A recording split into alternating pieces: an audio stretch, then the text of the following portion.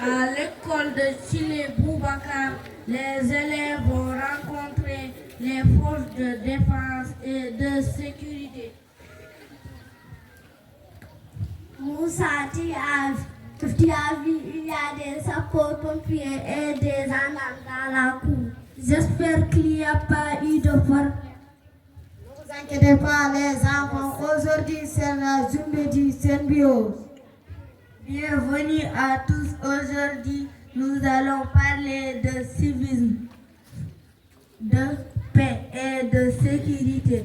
Fatou, que signifie pour toi le civisme? C'est respecter les règles et aider les autres. Exactement. Et nous, soldats, nous protégeons le pays, mais la paix commence dans les écoles avec vous. Et si on voit quelque chose de dangereux, doit-on le dire à un adulte? Très bonne question. Le civisme, c'est prévenir les risques et coopérer avec les autorités. Les élèves et les forces de sécurité forment une ronde.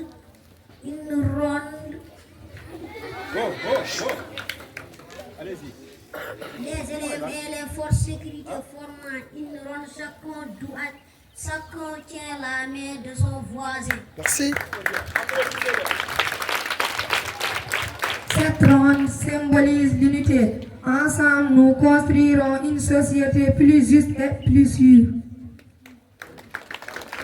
La journée de symbiose n'est pas qu'un événement, c'est un engagement pour un avenir où l'école et les forces de sécurité avancent ensemble dans le respect, la solidarité et la responsabilité. Applaudissez-le.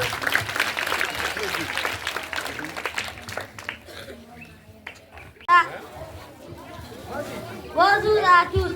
Aujourd'hui, nous allons parler du civisme. Qui peut me dire ce que cela signifie? C'est respecter les lois et les règles. Très bien. Qui peut me donner une autre réponse? Le civisme, c'est aussi respecter les autres participants à la vie de la communauté et protéger le bien public ou privé. Excellent. Avez-vous des exemples? Ne pas jeter les papiers par terre dans la cour. Exact. Et quoi encore? Dire bonjour aux enseignants et aux camarades. Très bien. Et dans la rue ou dans le quartier, comment peut-on être civique? Traverser sur les passages piétons et aider les personnes âgées à traverser. Bravo. Et quoi encore? Le civisme, c'est aussi dénoncer l'injustice, voter quand on est majeur et défendre la paix. Très bien. Et est important. Parce que ça permet de vivre ensemble sans conflit. Parfaitement dit. Voilà un bel exemple. Quand commence le civisme? Je vais aider mon camarade à ranger les bancs après le cours. Très bien. Si le civisme est un acte idéal pour un bon citoyen. Applaudissez vos camarades. Voilà, donc si vous, premier témoin, vous avez une victime devant vous, la première chose à faire, c'est d'assurer d'abord la protection. Allez-y. Maintenant, concernant la protection, ça dépend du terrain. C'est le terrain qui commande. Si c'est un accident de la circulation, la première chose à faire, c'est de baliser en amont et en aval. Par des tracts de présignalisation. Mais à défaut des tracts de présignalisation aussi, on peut utiliser les moyens de fortune. Ça, la protection là, va assurer votre sécurité, vous en tant que sauveteur, mais la sécurité de la victime, ainsi que témoin. Donc, votre premier rôle en tant que citoyen, premier témoin d'un accident, donc la première chose à faire, c'est d'assurer la protection. C'est bon. Deuxièmement, c'est de faire 2 tours de la victime. Pourquoi ces 2 tours de la victime? En regardant la victime, c'est pour vérifier s'il n'y a pas une hémorragie. Parce que l'hémorragie est évidente. C'est la première chose à rechercher chez une victime. Et si la victime présente une hémorragie, il faut faire tout pour arrêter l'hémorragie. Parce qu'une victime qui présente une hémorragie ne peut pas attendre l'arrivée des secours. Donc il faut faire le maximum pour arrêter ça. Maintenant, s'il n'y a pas d'hémorragie, donc on rentre en contact avec la victime. Pourquoi? Pour vérifier si la victime est consciente ou pas. Ça, c'est facile. Monsieur, est-ce que vous m'entendez? Monsieur, si vous m'entendez, ouvrez les yeux. Monsieur, si vous m'entendez, serrez-moi la main.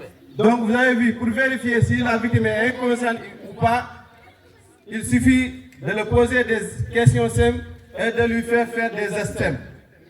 Monsieur, est-ce que vous m'entendez? Question très simple. Si vous m'entendez, serrez-moi les mains. Si vous m'entendez, ouvrez les yeux. Maintenant, si la victime n'est pas en mesure de répondre ou de réagir, c'est parce que la victime est inconsciente. Maintenant, c'est bon. Si la victime peut parler, c'est parce que la victime est consciente. Donc, pour voir si une victime est consciente ou pas, il suffit de tester la conscience comme l'a fait le caporal. C'est bon. Maintenant, si la victime est inconsciente, qui est seul, qui demande à l'aide, pour avoir un témoin qui pourra alerter les secours. Et tu continues à examiner la victime. Maintenant, ici, qu'est-ce qu'on doit faire? C'est de libérer les voies aériennes.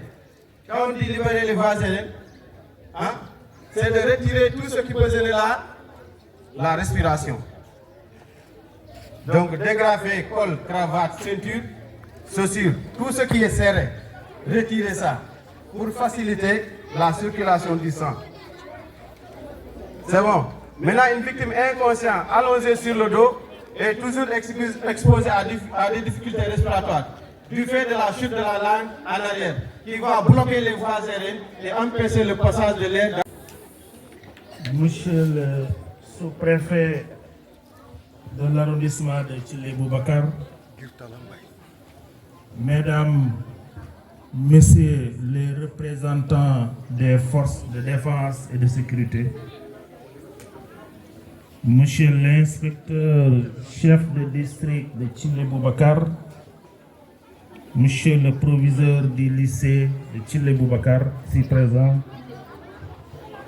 chers directeurs d'école, chers enseignants, chers parents d'élèves, Monsieur les partenaires ici présents, on l'a nommé tout à l'heure, Monsieur Mamadou Faye, chers élèves, chers invités. C'est avec un honneur réel et un profond sens du devoir républicain que je prends la parole ce matin à l'occasion de la cérémonie solennelle de levée des couleurs ici dans l'école Thillé-Boubacar 1, cadre de vie, de savoir et de citoyenneté. La levée des couleurs est un moment hautement symbolique.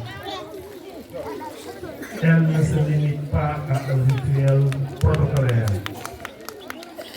Elle constitue un temps fort d'éducation patriotique et de citoyenneté, un moment de communion nationale qui rappelle à chacun de nous notre appartenance à une nation et à une seule nation fondée sur des valeurs de paix, de discipline, de solidarité, de respect des lois et des institutions de la République.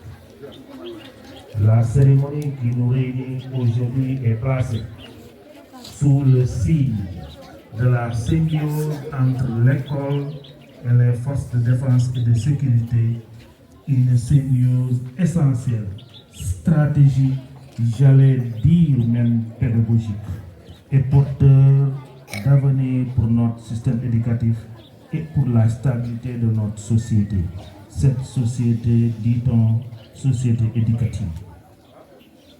L'école et les forces de défense et de sécurité, chacune à sa manière, poursuit un objectif, et c'est un objectif commun: former, protéger, préparer les citoyens de demain. L'école forme l'esprit, transmet les valeurs, forge les cœurs et construit la conscience citoyenne. Les forces de défense et de sécurité protègent les personnes et les biens, garantissent l'ordre public, veillent au respect des lois et incarnent l'autorité de l'État. Lorsqu'elles agissent, je veux dire les forces de défense et de sécurité, l'école et les forces deviennent de véritables pionniers complémentaires de la République. Et c'est la République qui nous réunit aujourd'hui. Je voudrais à cet égard exprimer mes sincères remerciements à l'ensemble de l'équipe pédagogique et éducative de Thillé Boubacar, dirigée par M. le directeur. Tout à l'heure, on l'a suivi dans son discours, il a été merveilleux. Votre engagement, j'allais dire directeur, votre sens du professionnalisme ont contribué à la réussite de cette activité. L'école reste alors un espace d'apprentissage, de discipline et de transmission des valeurs. Et ce sont ces valeurs maintenant, aujourd'hui, ce matin ici à Thillé Boubacar 1, qu'on voudrait transmettre à nos élèves. Je tiens par la même occasion à saluer et à remercier chaleureusement les forces de défense et de sécurité pour leur disponibilité, leur accompagnement constant et leur contribution déterminante à la sécurisation de l'environnement scolaire. Le lundi, on était à Amadba.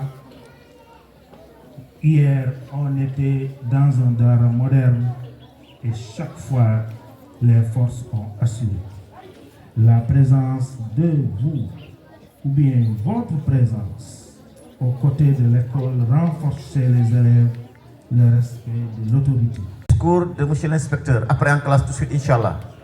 C'est bon. Pourquoi vous êtes en maillot comme ça? Pourquoi? Pourquoi les élèves de Thillé Boubacar sont en maillot couleur du Sénégal? Pourquoi? Des vœux? Pour votre fierté. Très bien. Parce que l'équipe nationale a été brave. Notre équipe a été à l'image de nos forces de défense et de sécurité. Djom, Djamba, la patrie, ils se sont battus pour gagner la coupe. Donc applaudissez pour nos lions du Sénégal. Monsieur le sous-préfet, vous savez bien plus que moi, le département de Podor couvre une superficie de 12 947 km². Je veux dire le coaching, le management que l'IF de Podor fait dans le département. C'est pour cela qu'il a mis des ICD, des inspecteurs chefs de district dans chaque arrondissement. Je veux nommer M. Diak qui est là, qui est le responsable du district de Thillé Boubacar. M. Diak est là parmi nous, applaudissez pour lui. Parce que c'est sa journée, mais au Sénégal, nous sommes très disciplinés. Si le supérieur est là, là-dessus ne parle pas. Donc voilà ces valeurs que nous voulons inculquer à ces élèves. C'est comme au niveau de l'armée, si le supérieur est là, les autres n'agissent pas. Mais tout le monde agit pour le développement et pour l'intérêt du Sénégal. Merci. Maintenant, nous allons donner la parole à quelqu'un qui a assuré la continuité. Quelqu'un qui est venu au moment où sa zone est inondée, son arrondissement.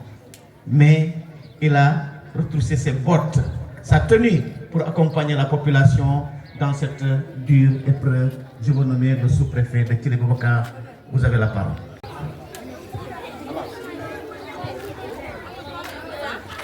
Oh, balagay molo. Et mon fils, aide-moi à traverser la rue. Matal mala maji TikTok bi. Oh, balagay molo. Oh, balagay. Oh, balagay. Mamadou Sy, Balagay. arrête-toi. Oh, balagay. Mamadou, Eh. arrête-toi. Pourquoi tu te comportes ainsi? Si elle avait l'âge de ta mère, qu'est-ce que tu feras à ta place? Deuxièmement, ce que tu fais, c'est risquer. Manipuler ton téléphone en traversant la route. Même si elle est non-voyante, eux tous, elles font partie de la société. Onon sukaɓe, onon dignaɓe, so jii himɓe waɓni, poɗenma wallude, par ce que kan fof koye men ɓe jeeya.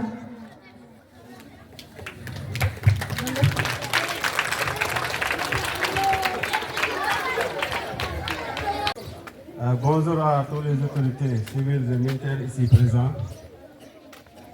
Je suis le Serancif Hassan Ndiaye, en service à la 53e compagnie des sapeurs-pompiers de Podor. Et je suis là avec mes collègues, en l'occurrence le caporal Suleiman Tunkara et le premier classe Abdoulaye Tall. Donc aujourd'hui, 4e journée de la semaine de l'école de base, nous sommes ici pour vous faire une sensibilisation sur les gestes de premier secours à adopter avant l'arrivée des sapeurs-pompiers. Parce que vous savez, normalement, tout citoyen doit être en mesure de réaliser les gestes de premier secours sur les témoins d'une victime. Parce que parfois, l'état d'une victime demande une mise en œuvre rapide des gestes de secours avant même l'arrivée des secours. Donc, cause pour laquelle on a choisi ce thème-là pour vous sensibiliser sur ça.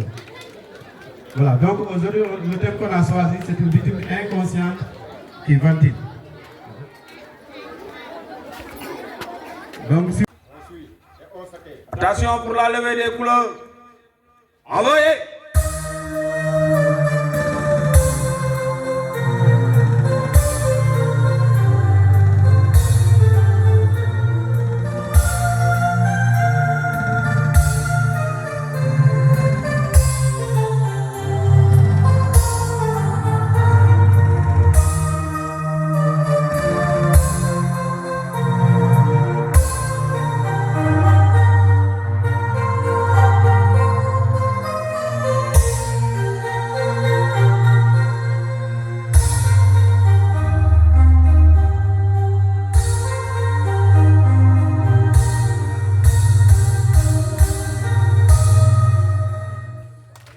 Chères autorités, monsieur l'inspecteur de l'éducation et de la formation, chers parents d'élèves, chers élèves, aux forces de défense et de sécurité, bienvenue à l'école 1 de Thierry Bobokar pour célébrer avec nous la semaine nationale de l'école de base. Aujourd'hui, cette journée, c'est une journée de symbiose entre les écoles et les forces de défense et de sécurité, placée sous le thème « Contribution des forces de défense et de sécurité à l'éducation citoyenne ». Cette cérémonie, présidée par M. le sous-préfet de Thierry Bobokar, illustre l'engagement commun de l'école et des forces de défense et de sécurité pour la formation des citoyens responsables et attachés aux valeurs de paix, de sécurité, de civisme et de patriotisme. Merci de votre attention. Le programme qui nous est proposé, d'abord nous allons procéder à la levée des couleurs par la gendarmerie nationale. À vous. Vos applaudissements. Bougez-pas.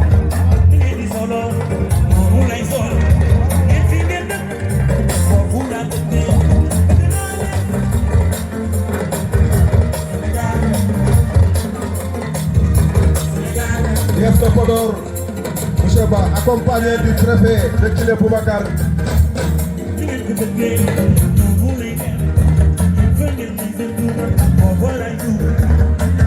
C'est très facile à débloquer. Il suffit de faire ce geste-là. Regardez-le.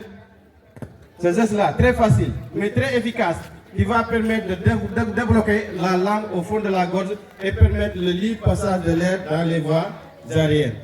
Attendez. Donc ça, c'est la libération des voies aériennes. Maintenant, après avoir libéré les voies aériennes, on doit d'abord vérifier si la victime respire ou pas. Ça aussi, c'est un geste très simple à faire. Se passer au-dessus du visage de la victime pour, avec la joue, sentir les flux d'air, avec les yeux, regarder le soulèvement et l'abaissement de la cage thoracique et avec les oreilles pour écouter les bruits de la respiration pendant 10 secondes. Tu vas voir les mouvements, tu vas sentir les flux d'air et tu vas entendre le sifflement de la respiration. Là, on sait que la victime respire. Donc dans ce cas, nous avons ici une victime inconsciente qui ventile. La conduite à tenir devant une victime inconsciente qui ventile, c'est la position latérale de sécurité. Très facile. Là aussi, pour mettre une victime en position latérale de sécurité, il faut d'abord la préparer. En commençant par d'abord les membres inférieurs, c'est-à-dire, oui, créer un angle droit, préparer les membres inférieurs, toujours en prenant par les articulations. Très bien. Et retourner la victime sur le côté du mec que tu as créé un angle droit.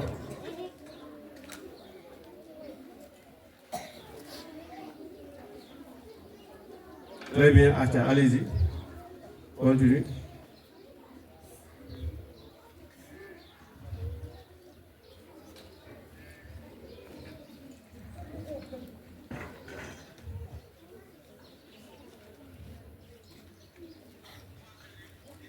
Très bien. Donc voilà comment envoyer une victime en position latérale de sécurité. Donc c'est des gestes très faciles, mais très efficaces, parce que cette position-là va permettre à la victime de bien respirer, de libérer les voies aériennes, d'éviter la chute de la langue en arrière, mais également d'évacuer les liquides gastriques. Donc, avec cette position-là, la victime peut attendre les sapeurs-pompiers. Et ça va faciliter le rétablissement de la victime, mais aussi ça va éviter l'aggravation de son état. Est-ce que c'est le cas? Maintenant, après avoir mis la victime dans cette position-là, qu'est-ce qui se reste? C'est d'appeler les sapeurs-pompiers. Maintenant, pour appeler les sapeurs-pompiers, il y a un canevas à suivre. C'est pas appeler alors 18, il y a un accident ici et raccroché. Non, non. Il y a un canevas à suivre pour activer l'arrivée rapide des sapeurs-pompiers. Pour cela, quand on enlève les sapeurs, il faut d'abord se présenter en donnant votre nom, prénom et numéro de téléphone. La nature du problème, les risques éventuels, la localisation très précise de l'événement, le nombre de personnes concernées, l'état et la gravité de là où les victimes, les premières mesures prises et gestes effectués, mais de demander si on peut accrocher avant de raccrocher. D'abord, se présenter en donnant votre nom, prénom et numéro de téléphone. Ça va nous permettre, nous on aura besoin de ça quand on prépare nos rapports. Mais aussi ça va nous permettre de te rappeler. Parce que le gars là qui a alerté le secours, il doit rester sur les lieux jusqu'à l'arrivée de secours. Ça va nous permettre de te rappeler et de donner des consignes à faire en attendant notre arrivée. La nature du problème, c'est-à-dire après avoir appelé les sapeurs-pompiers, ce qu'on écoute, c'est qu'est-ce qui s'est passé, c'est quoi? C'est un accident de la circulation, personne tombée en crise, ou bien une malade poussée sur la voie publique. Ou bien c'est les risques éventuels. Quand on dit les risques éventuels, c'est soit incendie, explosion ou effondrement extra. Maintenant ensuite, c'est de donner la localisation très précise de l'événement. Ça aussi, ça va nous permettre de gagner de temps pour l'arrivée, si on connaît l'endroit. Maintenant, le nombre de... Pour voir ce matin, bien aligné, voilà la discipline qu'on voudrait transmettre à nos élèves. La nation qui nous réunit, elle rassure la communauté éducative et garantit un cadre scolaire sécurisé, condition indispensable au déroulement normal des enseignements-apprentissages. Dans un contexte marqué par beaucoup de défis, des défis sociaux, identitaires, sécuritaires, cette collaboration étroite entre l'école et les forces de défense et de sécurité apparaît plus que jamais comme une réussite républicaine. À cet effet, je voudrais m'adresser aux élèves ici présents. La présence des forces de défense et de sécurité à vos côtés est un message fort. Armée baa ngi taxaw yéen ay élèves ngeen su ngeen xoolee nu armée taxawee de façon vous voyez bien je m'adresse à vous les élèves ma bëggoon ngeen tàcc bu baax les forces de défense et de sécurité.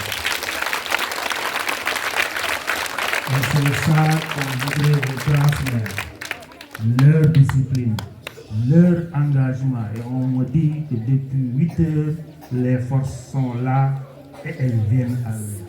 C'est ça que vous devez apprendre de l'école. Loolu ngeen war a jàng ci armée bi. Maintenant, je ne pourrai terminer sans pour autant m'adresser à mes chers enseignants, aux directeurs d'école, aux chefs d'établissement ici présents. Je vous adresse mes félicitations et mes encouragements pour le travail remarquable que vous ne cessez d'accomplir au quotidien dans les classes, dans les lycées et collèges. En intégrant les valeurs citoyennes, le civisme et la culture de la paix dans vos pratiques pédagogiques, vous contribuez efficacement à faire de l'école un espace de prévention, de cohésion sociale et de vivre ensemble. D'ailleurs, l'IF de Podor, le lundi passé, dans le cadre du lancement des activités de la semaine de l'école de base, a mis en place une initiative que nous dénommons, que nous allons appeler, que nous avons dénommé l'école des valeurs, un mois, une école, une valeur. Et l'initiative, on voudrait qu'elle soit partagée par tous les enseignants et que cela puisse être enseigné dans nos écoles, qu'effectivement l'IF de Podor a mis en place cette initiative pour encore revenir sur la promotion des valeurs. Je termine toujours par les enseignants. C'est dans la complémentarité et le dialogue, la coopération entre l'école et les forces de défense et de sécurité qu'on puisse arriver à faire de nos élèves un citoyen. Tout à l'heure, l'armée, les sapeurs, la gendarmerie ont donné des leçons de vie. Cela vous revient en tant qu'enseignant de reprendre ces activités et d'en faire un outil pédagogique qu'on doit transmettre à nos élèves. Ensemble, engageons-nous à faire des écoles, des espaces sécurisés, inclusifs, porteurs de valeurs au service de la République et du Sénégal. Vive l'école sénégalaise, vive les forces de défense et de sécurité, vive la République, vive le Sénégal. Je vous remercie de votre aimable attention. Merci, car elle met en lumière une conviction très forte. L'école ne se limite pas au niveau des 4 murs. L'école est une œuvre de la communauté, c'est pour tout le monde. C'est pour cela aujourd'hui, nous avons vu les forces de défense et de sécurité accompagner nos élèves. Ce n'est pas aujourd'hui seulement, parce que chaque jour, s'ils assurent la sécurité ailleurs, c'est parce que nous sommes là à l'aise et que nous faisons nos cours normalement. Merci. Donc c'est une occasion aussi, monsieur le préfet, monsieur l'inspecteur, chers autorités, de remercier solennellement un acteur de développement.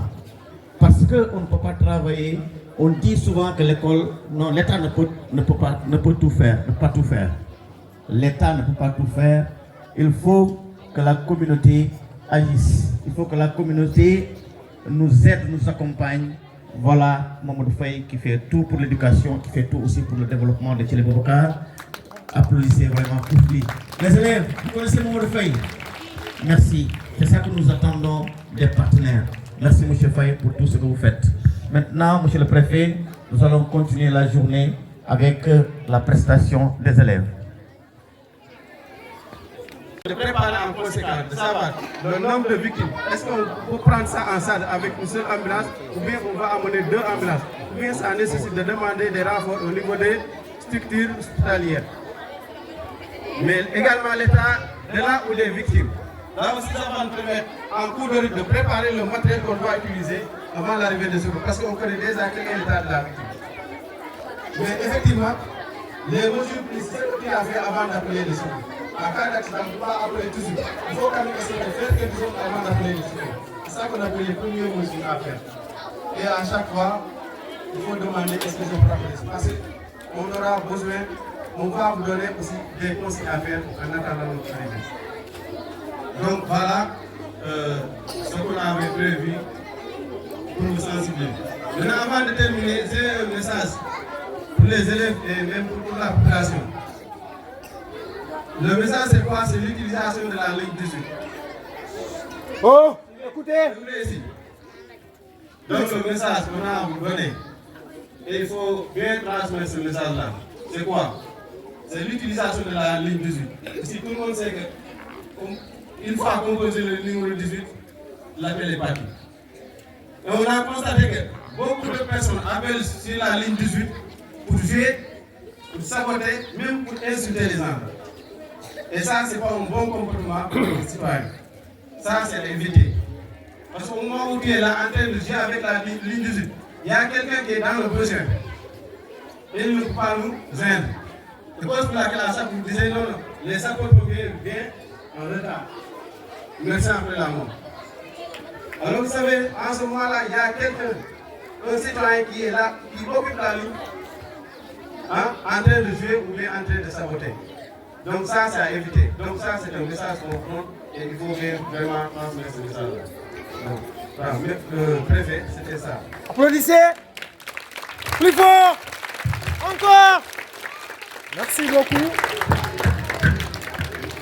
Merci pour cette belle prestation. Les élèves, pour rappeler les sapeurs-pompiers, je compose quel numéro? Le numéro? Le numéro? Non, c'est le 33. C'est le 33. 18. D'accord, le numéro 18. Il faut les réveiller là. Quelque chose. Oui. Si on monte le drapeau, qu'est-ce que vous faites? Vous restez immobile. Les trois couleurs, c'est quoi? Vert, jaune, rouge. Et le rouge, c'est quoi? Le sang. Donc, c'est la bravoure. Donc, il faut respecter le drapeau. Et aussi, respecter les biens publics. D'accord? Merci. Merci à la gendarmerie nationale. Merci pour tout ce que vous faites. Il est important de rappeler que vous êtes là pour la sécurité des biens et des personnes. Si nous dormons, vous vous réveillez et vous surveillez le pays. Merci, merci à vous, merci pour tout ce que vous faites. Maintenant, nous allons donner la parole aux sapeurs-pompiers